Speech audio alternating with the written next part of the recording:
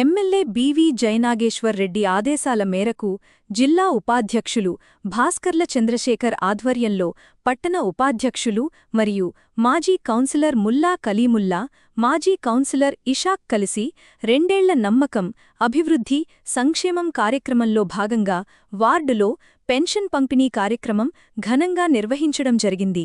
ఈ సందర్భంగా లబ్ధిదారులకు పెన్షన్లు అందజేసి రాష్ట్ర ప్రభుత్వం గత రెండేళ్లుగా అమలు చేస్తున్న అభివృద్ధి, సంక్షేమ కార్యక్రమాలను ప్రజలకు వివరించారు. ఈరోజు 1వ తేదీ ఎక్కడ కూడా భారతదేశంలో ఎక్కడా లేనట్టు ఆంధ్రప్రదేశ్లో 1వ తేదీ వచ్చిందంటే ప్రతి గల్లీలోనూ ప్రతి ఊర్లోనూ పండగ వాతావరణం ఉంటుంది. ఎందుకంటే మా గౌరవ ముఖ్యమంత్రి చంద్రబాబు నాయుడు గారు ఏ భారతదేశంలో ఎక్కడా లేని విధంగా 2,000 రూపాయల పెన్షన్ 4,000 రూపాయలు చేసి, అది కూడా 1వ తేదీనే ఉదయాన్నే ఇంటింటికి వెళ్ళి ఈ పెన్షన్ పంచే కార్యక్రమం ఎన్టీఆర్ భరోసా పేరుతోటి పెన్షన్ పంచే కార్యక్రమం పెడుతున్నారు. దాంట్లో భాగంగా ప్రతి నెల కూడా ఆంధ్రప్రదేశ్లో 1వ తేదీ వచ్చిందంటే పండుగ వాతావరణం నెలకొంటుంది. అలాగే తర్వాత కూడా ఈరోజు కూడా ఏదో గొప్పలు చెప్పుకుంటూ 3 ఏళ్ల తర్వాత మేము వస్తున్నాము, చూస్తాం, చేస్తామని మాట్లాడుతున్నారు. ప్రజలకు తెలుసు ఏ ప్రభుత్వం వల్ల ఏం మంచి జరుగుతుంది అనేది ప్రతి ఒక్కరికి ఈరోజు తెలుసు.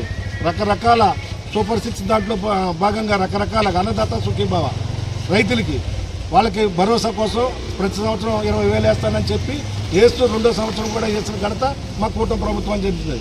అలాగే నేనేమంటున్నాను, ఇలాంటి ముఖ్యమంత్రుల్ని మా గౌరవ శాసనసభ్యులు జయనాగేశ్వర రెడ్డి గారు ఎవరైతే ఉన్నారో ఆ శాసనసభ్యులు లాంటి వ్యక్తుల్ని ఇక్కడ మా శాసనసభ్యులు జయనాగేశ్వర రెడ్డి గారు కానీ, అక్కడ రాష్ట్ర ముఖ్యమంత్రి చంద్రబాబు నాయుడు గారు కానీ, లోకేష్ బాబు కానీ, వీళ్ళందరూ చేస్తున్న డెవలప్మెంట్ల వల్ల కాన్స్టిట్యున్సీలో రాష్ట్రం కూడా బాగుంటుంది. కాబట్టి భవిష్యత్తులో ఏ ఎలక్షన్ వచ్చినా కానీ, ఏ అవసరం వచ్చినా కానీ ఈ మంచి ప్రభుత్వం వెనకాల మంచి విద్యులైన ప్రజలంతా వెనకాల నిలబడాలని, ఇలాగే మీ ఆశీర్వాదాలతోటి ప్రతి నెల ఇలాంటి పెన్షన్లు పంచుతూ ఇంకా జనరంజకమైన సంక్షేమ పథకాలని వాళ్ళ ద్వారా మనం తీసుకునే అవకాశం మన మంచి ప్రభుత్వానికి, మన ముఖ్యమంత్రి గారికి, మన లోకేష్ బాబు గారికి, అలాగే మన కాన్స్టిట్యున్సీ వచ్చేసరికి జగన్మోహన్ రెడ్డి గారికి కూడా ఆశీర్వదించి ఆయన ఎల్లకాలం మనకి సంక్షేమ కార్యక్రమాలు ఉండేటట్టు, అలాగే మన ఊరిని అభివృద్ధి చేసుకోవడంలో కూడా ఆయన్ని ముందు వరుసలో పెట్టడానికి మనందరి ఆశీర్వాదాలు వీళ్ళకి ఉండాలని, ఆ భగవంతుడు